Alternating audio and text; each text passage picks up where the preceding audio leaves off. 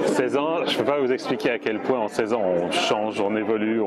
Imaginez, on a commencé à imaginer cette série, moi je crois que j'étais en 96 ou 97, je bricolais des premières choses et ensuite je rencontre Xavier pour des quantités de raisons et on se met au travail, d'abord en co-scénarisation distante, puis en co-scénarisation active, puis en écriture pure et dure et on avait 27-28 ans, je termine cet opus tout seul à 40 et quelques.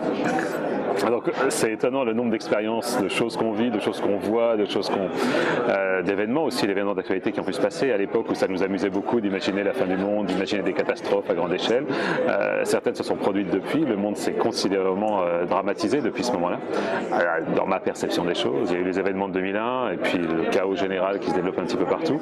Et la thématique de prophète qu'il y avait à l'époque m'a de plus en plus frappé en fait. Et paradoxalement, l'aspect spectaculaire, l'aspect action, l'aspect décorum, progressivement s'est effacé dans mon esprit par rapport à la parabole première qui est la vie de ce personnage, les valeurs de ce personnage et en quoi elles conduisent à la catastrophe.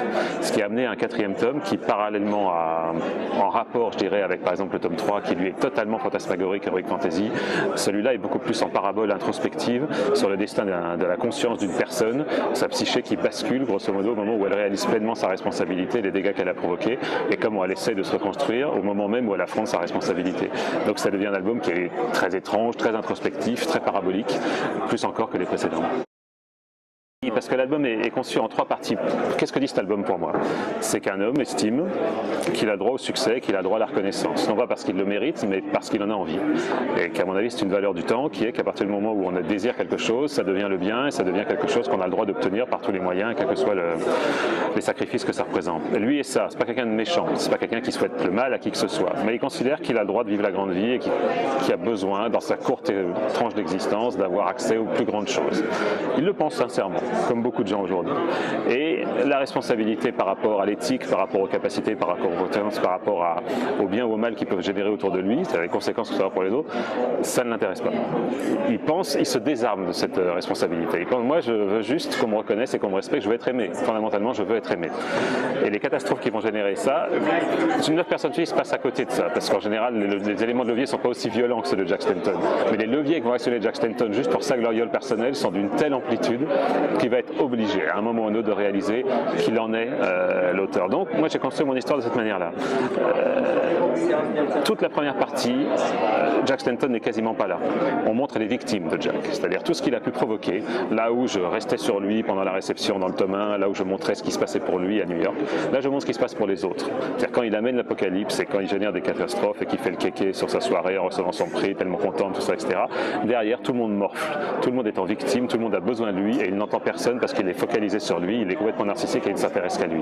Donc il met sa femme dans la merde, il met ses amis humanoïdes dans la merde, tout le monde a besoin de lui, il l'appelle et lui il reste sourd à tout ça. Et il y a un élément qui pour lui est important, parce qu'il a un élément d'éthique.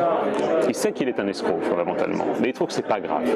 Il dit c'est pas grave, je fais de mal à personne si j'ai un prix, si j'ai un peu d'argent, si je vis la belle vie, je fais de mal à qui.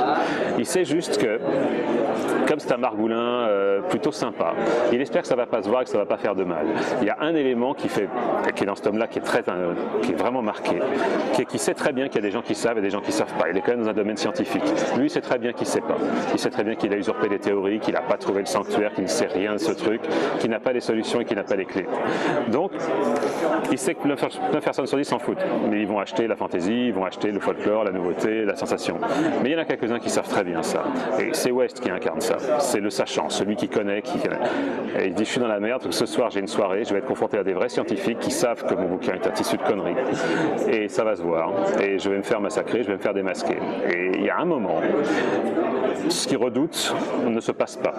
Et au lieu de l'arranger, ça le fout dans la merde. Et c'est là où va se dire que West lui dit, bravo mon ami, superbe travail, nous vous reconnaissons dans la communauté des scientifiques.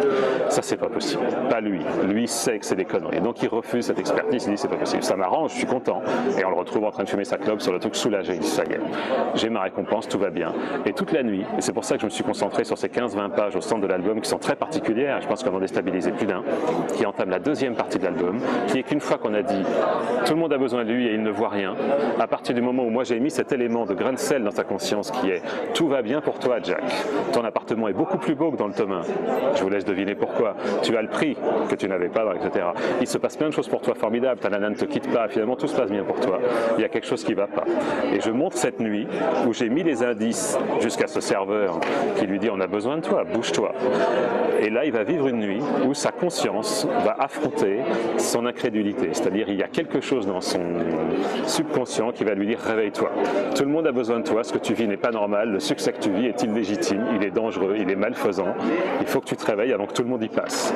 Et c'est cette nuit où son rêve essaie de s'accrocher par tous les moyens, par tous les gains que ça lui apporte et tout le confort que ça lui apporte et tout le rêve qu'il a eu qu'enfin ça se réalise, et la réalité qui lui dit si tu laisses faire ça, ça sera sur le dos de 5, 6, 7 milliards d'êtres humains.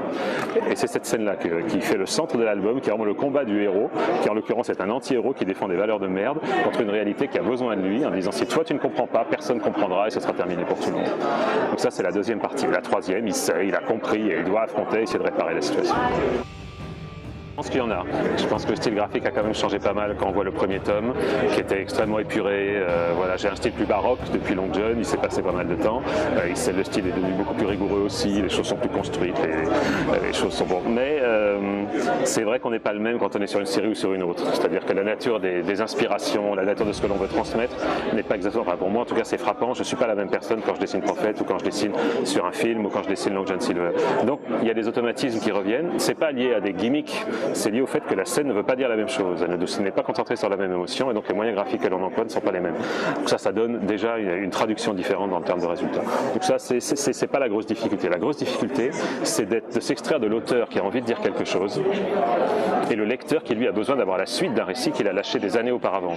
C'est d'essayer de ramasser les wagons en termes de ton, en termes d'ambiance, en termes d'atmosphère, en termes de considération du perso. Parce que nous, on a changé en tant qu'auteur terriblement. On n'est plus dans la même psychologie que l'auteur qui a écrit les aventures de Jack Stanton il y a 7 ou 8 ans. C'est-à-dire ce qui vous est important n'est plus la même chose, ce qui vous touche n'est plus la même chose.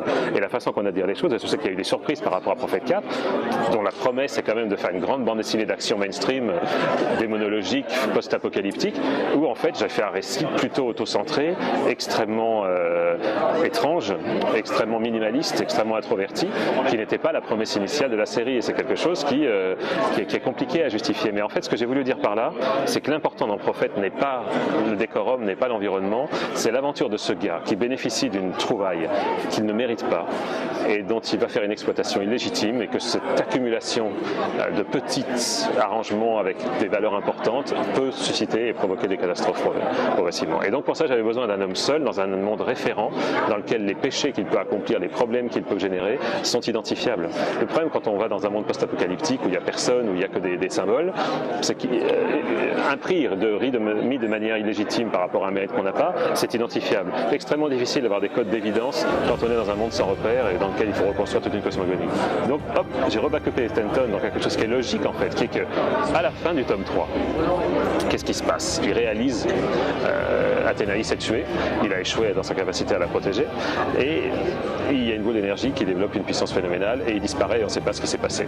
Le Jack Stanton qu'on voit à ce moment-là, on ne va pas le revoir avant très longtemps. Et bon, c'est quelque chose, j'espère qu'on comprend, mais je ne pense pas qu'on comprenne, je ne sais pas absolument dit. C'est évidemment le vrai pouvoir de la stèle est de projeter l'état de conscience de la personne qui le touche et d'en faire une réalité pratique. Donc ce qui se passe à partir du moment où il touche la stèle, c'est que tout d'un coup, la façon dont Stanton pense le monde va se réaliser. À partir du moment où la partie réalité du tome 1 se déroule du point de vue de Stanton, moi je la montre de la partie des victimes. Ça c'est la partie 1 du tome 4. Ensuite, on reprend le Jack Stanton après qu'il ait développé sa sphère d'énergie et qu'on ne l'ait plus vu à la fin du tome 3.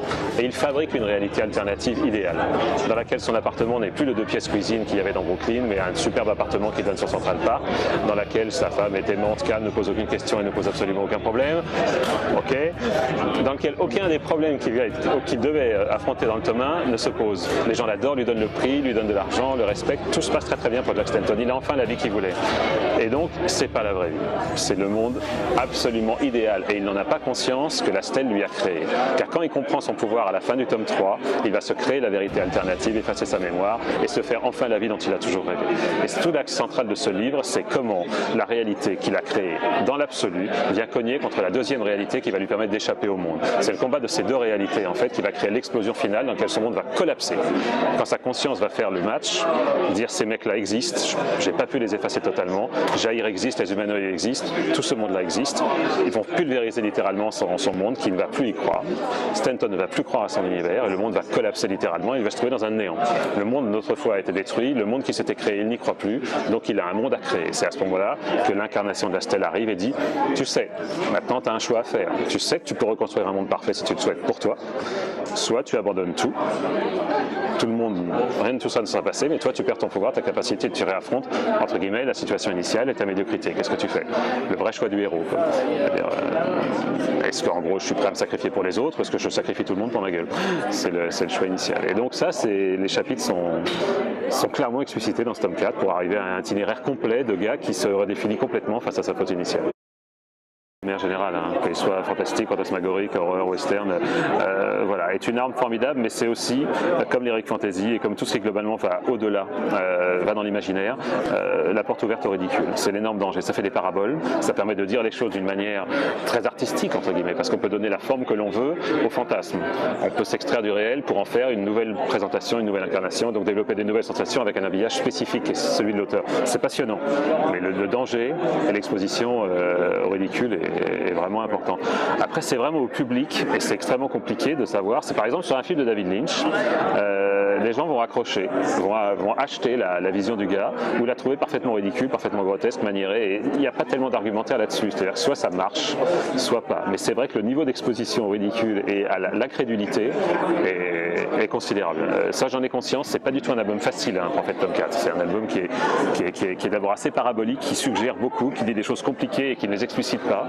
Donc c'est un album un petit peu ambitieux. Voilà, je ne dis pas que le ridicule y est absent, j'en sais rien, je suis incapable de juger ça en fait. J'aime bien créer ce décalage. Je dois dire que cet album, vraiment, plus il va, plus il est une dénonciation assez claire d'une espèce de comportement actuel qui consiste à faire passer le désir personnel comme vérité. C'est ce que dit l'album, en fait. Et c'est ce que dit qu'il faut faire attention à quelque chose qui, comment dirais-je, donne un univers qui, lui, a été créé par des personnes qui se sont consacrées aux autres, en partie, que ce soit des architectes, des urbanistes, des scientifiques, des artistes, etc., et qui ont donné un confort, une qualité de vie, une structure au sens très large, qui permet de vivre dans on va dire, d'une sécurité et des possibilités énormes, et une capacité qui est de se dire self-service, maintenant j'ai droit à tout ça, j'ai plus qu'à me servir et à en profiter un max, sans avoir la moindre idée de ce qu'il a fallu comme énergie pour le bâtir et de la capacité de destruction que peut avoir un comportement, sans réaliser la capacité de destruction qu'on a tous à partir du moment où on commence à faire n'importe quoi. Et ce livre dit ça en fait, il dit vraiment attention au positionnement individuel de chacun face à son désir, à l'omnipotence de son moi, de son envie de conquérir, d'être lui-même et de faire passer son ambition comme un caprice qui légitimise absolument tous les sacrifices. Et c'est quelque chose qui, lui, pour moi, est très moderne parce qu'il ne fait pas le mal par besoin de faire le mal ou par désir de faire le mal ou par désir de conquête. Il a juste envie de se faire plaisir. Et il n'y a pas de prix à payer pour lui. Il ne le perçoit pas, il le refuse. Il dit non, mais je fais juste ça parce que je pense que je le mérite, parce que j'en ai envie et que c'est quelque chose dont... Pourquoi pas moi ? C'est un vrai happy end parce que je pense que tout le monde peut comprendre parce que c'est une faute de gamin. Ce qui fait est une faute de gamin en fait fondamentalement. Et j'aime l'idée, c'est un dogme, c'est mon système, hein, c'est que j'aime l'idée qu'on part des grottes et qu'on arrive aux étoiles et qu'il y a des couilles, il y a des emmerdes, il y a des tas de problèmes qui vont se poser, dont certains ne sont pas marrants. Mais je pense que la nature de la faute de Jack Stanton, qui est à la fois quelqu'un d'odieux et quelqu'un de sympa, est juste un imbroglio de valeurs contradictoires complètement invraisemblables et une autoresponsabilisation à faire qui est tellement ambitieuse aujourd'hui pour chaque individu qui a beaucoup de pouvoir, beaucoup de capacités et assez peu le temps d'y réfléchir, qu'on peut aboutir à des catastrophes qui, je pense, sont liées au temps, sont ponctuelles et n'auront pas de, je l'espère, de conséquences sur la durée. Je pense que chacun peut apprendre et je pense qu'a priori, n'importe qui confronté au choix de Stanton, c'est mon espérance, hein, fera ce choix-là et de dire je préfère affronter mes responsabilités et m'occuper de choses importantes que de faire n'importe quoi et de m'occuper de construire des buildings dans le désert en gros. Merci Mathieu. Je vous en prie.